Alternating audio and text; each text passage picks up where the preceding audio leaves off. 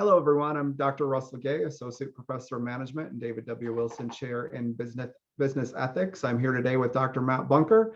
Matt has been at UNI since 2003 in the marketing department, was the department head for several years, the advisor for Pi Sigma Epsilon for several years as well.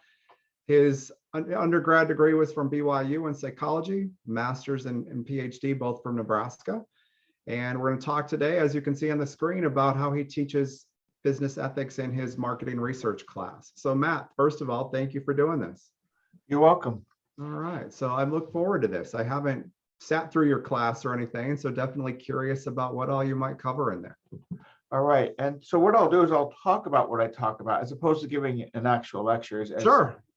There's really only 5 slides here, and we spend a whole hour talking about it. Okay.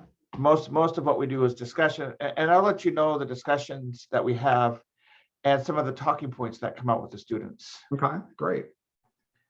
And so before we begin anything, I begin the class, this part does not come up yet, getting in the mindset of looking at consequences of unethical behavior. I just ask, what is ethical behavior? And so where I teach, I have a huge whiteboard up front. And so I write around the screen. So I can have this up and write at the same time. Okay. And typically I'll ask, what is ethical behavior? And I'll write some responses on the board. Responses are typically, what we do, what we think is right, and moral choices. But then I ask the second question, and that is, so where do you learn it? and that comes a little bit deeper, family and community, schools. And then I ask my third question, and that is, well, then how do you know what you've learned is ethical? Okay. And there we start our discussion. And it's a very good and productive discussion. Absolutely. And what I guide them into is the consequences of your behavior. All behavior has consequences, whether we like it or not. And I'm not saying you engage in an unethical behavior and you go to jail or something like that. I'm saying that if your behavior results in harming someone and it results in harming someone, then it's unethical. Right. It's not a matter of, well, it's right because this person belongs to a certain group, or it's right because I am going to get extra profits for myself. If you've purposely harmed somebody in some way, no matter what other arguments there are, in my mind, that's a negative consequence. I would agree with that, sure. And so it's unethical behavior. Now, with that being said, have I engaged in ethical behavior? Have I knowingly hurt people? Probably. I'm not going to admit when, but we all have. We're all guilty of that one. But at the same time, I think it's a nice starting point that when we do that, we can ask ourselves, did I hurt that person? And then in my case, what I try to do is if my answer is yes, then I do my best to find that person and apologize. Good. And that's just me. And I explain that in class. I say, if I make a mistake, then I will seek you out. If I find out I hurt you in some way, and due to my behavior, I will seek you out and apologize and try to right things. Mm-hmm.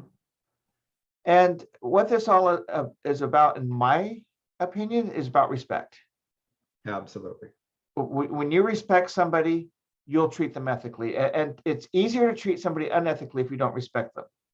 So the trick is to treat all people with respect, whether you think they deserve it or not. And then I give some stories, examples, personal examples where respect was not shown and what the consequences of those were. And then when the respect was shown in the same type of situation, what those consequences were. But this is 15 minutes. I won't go into those stories. The next thing we talk about are other consequences of trust.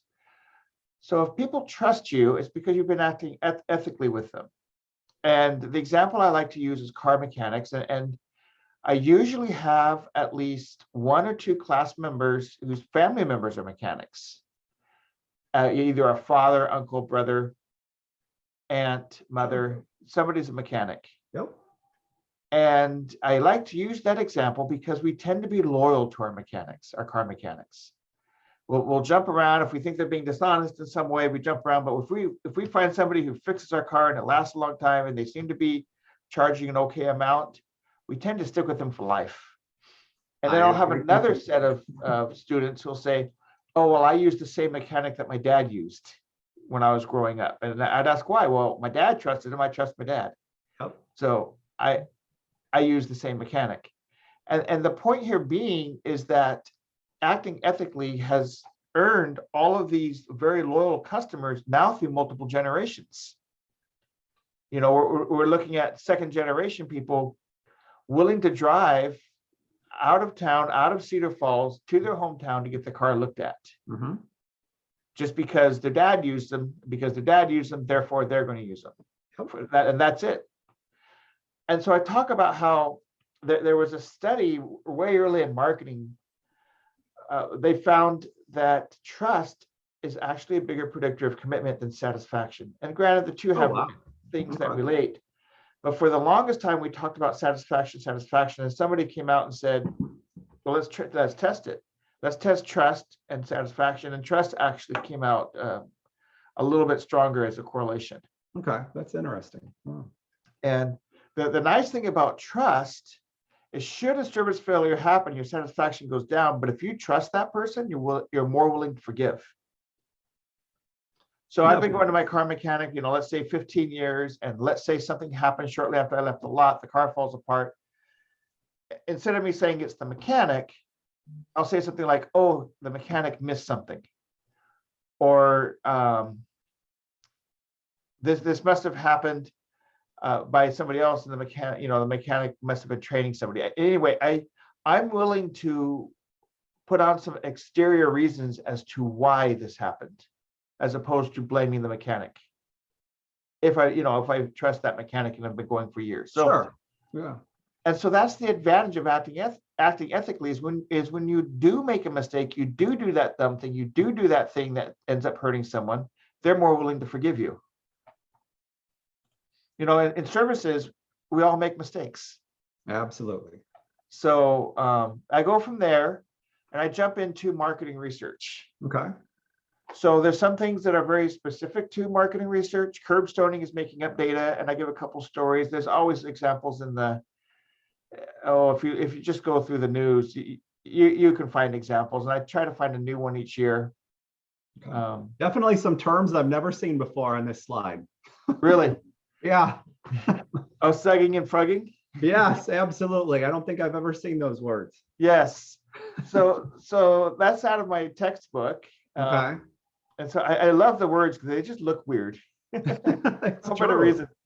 But it's where you have a sales call disguised as a research call. So you have somebody who calls you, says, would you mind answering some questions about real estate, right? Mm-hmm. Sure.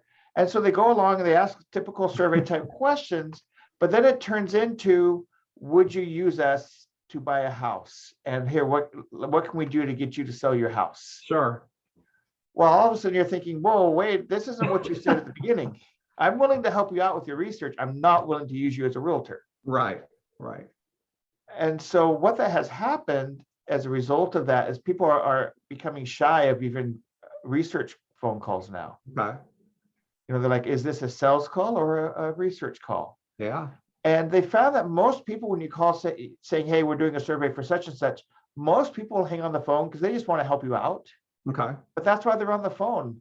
Not so much because they have a strong opinion. It's just they want to help you out. Well, the minute that turns into a sales call, they're like, hey, you just took my time. This is dinner time. I'm helping you out, not the other way around. Exactly. And you just took advantage of that. Yeah. And so that's making me think of the old timeshare things. They get people to try to trap people into buying timeshares or something. Yes. Claim that they've won a prize. I just want my prize. Yeah. I don't want to buy a timeshare. Well, you can have it as long as you sit through this 8-hour presentation about timeshare. Exactly. And then the heavy pressure afterwards. Yeah, absolutely. So yeah, same idea. Okay. And curb stoning, of course, making up data.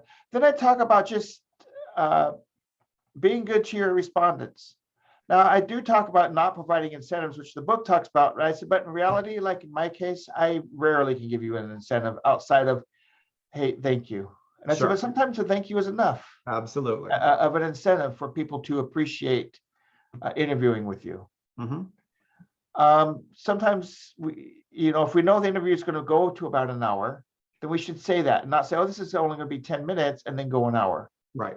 I usually do something like, since it can be variable, I'll say this can range anywhere from a half hour to an hour, or 15 minutes to 30 minutes. I usually give a range. Sure. Breach of confidentiality. There I talk about the importance of, like with in-depth interviews, at least I'm sure management's the same, but when we do qualitative research, we change people's names. Now I realize in this one we're not, but you told me that up front. And so, but what's funny, like most of my research is service failure, customer service, services marketing, and people are like, no, use my name. I want people to know my story. Absolutely. It's kind of funny, but I talk about that, I switched the names immediately on the transcripts, and then once the transcripts are made, I destroy the actual recording. So should something happen and for some reason I get subpoenaed, I can hand over my transcripts, but I don't remember who's who.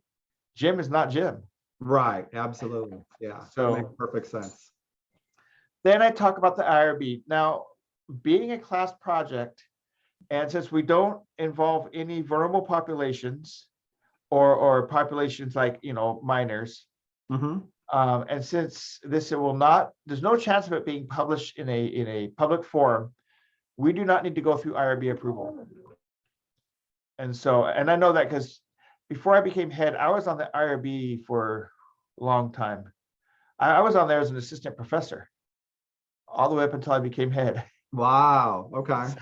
So I got to know their rules really well. I bet. And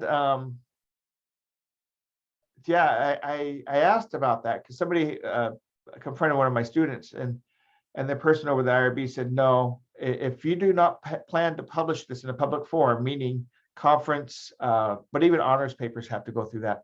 So this will be presented and published to me in the class and the client, and that's it, nobody else. And I explained that, but I do explain what the IRB is, what's the purpose of the IRB, and that should they, and this has happened twice, want to take their project and go farther and try to get it to a conference, they have to start all over. Okay. They cannot use the data they collected. Okay. And that's part of the deal, because now you're saying, well, no, I plan to publish this, but that should have been approved then. Right. Absolutely. So I talk about that. And that altogether takes about an hour. Yeah. And you're right. The students don't tend to learn a whole lot about this process in most of their classes or anything. When I've done honors theses, it's a brand new world to them when I start talking about going through IRB certifications and whatnot. So you're right that this is a new area for the students, at least. Yes, it is. That's interesting. Yeah, I like that. So that's a great approach on here. What do you think? So over the last several years and things, social media craze or whatnot, I mean, a lot of people would insist that a lot more unethical people in the business world now than in the past. Do you think our students have changed much over the last 20 years? Do you think people are more unethical? Do you think it's just social media? We hear about things so much faster. What do you think about that area? So I hope you don't mind. No. I brought up your research presentation. Okay. That you did. Was that last Friday? A couple weeks. Yeah, it'll be 2 weeks this Friday. So yeah, about 10 days ago. Because I thought it was interesting. Okay, thanks. And so I brought it up in my strategy, because strategy class, just the way the class is set up, we can go almost anywhere on almost any day with that class. Okay. And I asked them, I said, do you think that business students on whole are less ethical than the rest of the university, as that seems to be the research? And they said, well, we think we might be more honest about cheating, but in high school everybody cheated. And it wasn't just reduced to business majors. Sure. And they said, yeah, granted, there's some majors like music. I mean, you can't really cheat. You either know your song or you don't know your song. I was gonna say that one would be pretty difficult. Yeah. You get on your instrument and either you've mastered it or you haven't mastered it. Right. And there's not much in between. Yeah. Where it gets harder to cheat is projects that are real world. Mhm. Now that has happened. Sure. I had a marketing research group who several people in another group came and told me that they made up their data for their survey. Okay. Not bad, except I personally knew the clients. This is one where I Oh, grouped the two together. yeah, that makes And it. so I felt a little bit, not that I don't with the other projects, but I felt a more personal responsibility for this one since I connected the two. Okay. And so I approached the group, and of course they denied it. Sure. And so what do you do at that point? You know, it's a one person said, another person said situation. And a couple of other people came and told me, they bragged about it. It's like, what do I do? I Yeah. talked to them again, and again they denied it. And so I graded their paper like I was reading a journal submission. Mhm. So I'm on the review board for a couple of, well, several journals. And I acted as if they're a professor sending this in. Where's the theory? Unlike you need theory in Yep. client-based papers, but hey, in this case they did. And I just took them to town on everything. How do you find support with this? Where's the connection with this? And I just took them to task. And I thought about it. I thought, well, I don't have evidence is the problem. I can't give them an F. They kept denying it. So I gave them a D. Okay. And I always ask my class when I tell this story, I said, now, if you worked really hard on this project and you put in a lot of sweat and tears, I gave you a D, how many of you would come and talk to me? And all of them raised their hand, right? And I said, that's exactly what I was expecting. And I said, and I was fully prepared to talk to them and go over it and to change the grade. I was fully prepared to change that grade. Not one person in the group so much as contacted me. Wow. Okay. Yeah. And I said, so I don't know what to conclude, but nobody was willing to call me on it. Not one, not even an email. Like, Okay. hey, can you just tell me what happened? And every single time I tell that story, there's somebody in class who says they cheated. They just don't Yeah. want to, they don't want to confront you because they're afraid you know. Mhm. But every single time it's like, yeah, they did. And so it is a rampant problem. I don't think it's gotten more or less. I don't know. I haven't studied it. So I'm not in a good position to. I would agree. The numbers probably aren't significantly worse. I guess for some, maybe the number of times they do it might have changed, but the overall percentages seem pretty stable on there. You're talking about your group projects. It makes me think back to one of mine in the past too. I do service learning projects in the leadership class. And this was probably, I don't know, 6 or 7 years ago, but it was a group with, let's see, there were 2 male students and 2 female students. And at one point they got the idea to lie about their project and fake that they were still doing it. And one of the female students didn't really want to go along with it, felt pressured into it, went along with this, and they planned all this via email. And eventually she started to blind copy me on the email exchange back and forth. So I knew what was going on. And that just caught me completely off guard, that when you're doing a project for a nonprofit, really, you're going to fake the whole thing. So yeah, that was obviously disappointing on there. That's the only time in those projects I've had an instance like that, thankfully, but certainly a disappointing experience with one group out of, I don't know, there's 7 or 8 groups every semester. So this is one out of probably 100 groups. So a very small percentage I'm referring to here. Yeah. And so I have regular tests too, and my tests are online now. But Right. I looked at my average online test. They just took it Friday, and it was no different than my paper tests. Wow. Okay. I was kind of shocked, and I thought, well, but if you do the littlest things, like, of course, I have the questions randomized, I have the answers Sure. randomized, and you can still get around that. Yep. But I found that let's say it's the same exact question. But I change the example every semester, and I use their names, their personal names, and the project they're working on. Sure. But it's still the question is basically the same. So I'll say Right. something. I'll keep this really simple. So this is not the question because it'd be too simple. Everybody would get it. But when you're talking in length with a person, it's called an in-depth interview. Let's say that's the question, right? Okay. Then I would do something like, Jane is talking to a student about her perception of the mob bar when she was there. So what type of research is Jane doing? In-depth interview. But just by changing Jane and Ma Bar to Jack and montage, it throws people off. Wow. Okay. It's just, the question is exactly the same. I just changed the setup. But I'll have people sit there and they're expecting that the Jane Ma Bar in-depth interview is my guess on that. And also we've got Jack montage. Okay. It's like, oh yeah, I didn't run across that one. Very interesting. Yeah, the whole online testing thing is something we've all had to get thrown into, I guess, over the last 18 months or so. So yeah, that's been an interesting challenge for me too.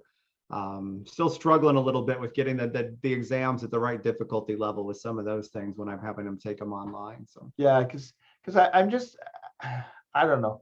It's easier to cheat. right. I don't know if they're cheating.